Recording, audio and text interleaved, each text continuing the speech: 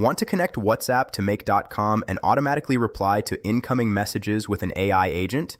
In this video, I'll show you how an incoming WhatsApp message can be forwarded into make.com, processed by an AI agent, and then sent back automatically as a reply in the original WhatsApp conversation.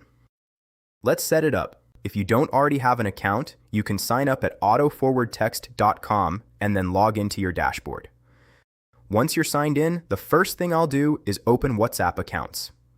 AutoForward Text gives you two ways to connect WhatsApp. You can connect an existing WhatsApp account using a QR code or connect an official WhatsApp Cloud API account. For this demonstration, I've already connected a WhatsApp Cloud API account, and you can see that it's online and ready to receive messages. I'll send it a quick test message from another WhatsApp number. And here it is in the AutoForward text message log. So the WhatsApp connection is working. Now I'll create a new scenario in Make. The first module is webhooks to custom webhook. I'll create one called WhatsApp AI Agent. Make gives me a webhook URL. I'll copy that and return to AutoForward text. I'll enable webhook forwarding, paste the Make webhook URL, and save it. Now I'll return to Make, start listening for data, and send another WhatsApp message. Let's say, "Hi, can someone help me choose the right plan?" Make has received the message. Inside the webhook data, we have the message content, contact number, message ID, and one especially useful field, reply.endpoint. That endpoint tells Make exactly where to send the response.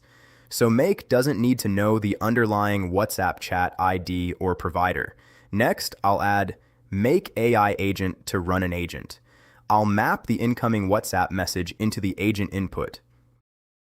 For this test, I'll give the agent some simple instructions. Answer clearly and briefly. Don't invent information. And if you don't know something, say that a team member will follow up.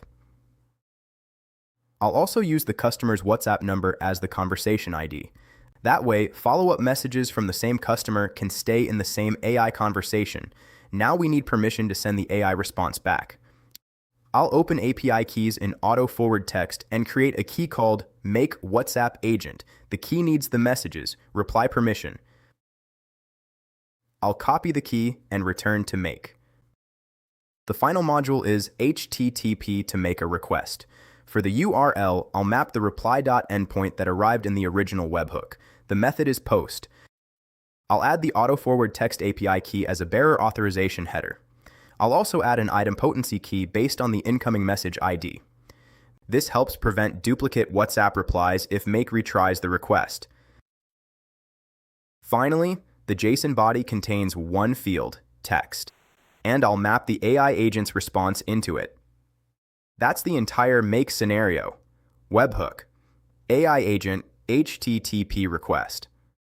Now let's test the full workflow. I'll send, "Hi, can someone help me choose the right plan?" AutoForward Text receives the message. Make gets the webhook. The AI agent creates a response, and the HTTP module sends that response to the AutoForward Text reply API. And here it is back in WhatsApp. We've now completed the entire conversation automatically. Once the basic workflow is working, you can extend it with CRM data, a knowledge base, or human handoff. And that's it.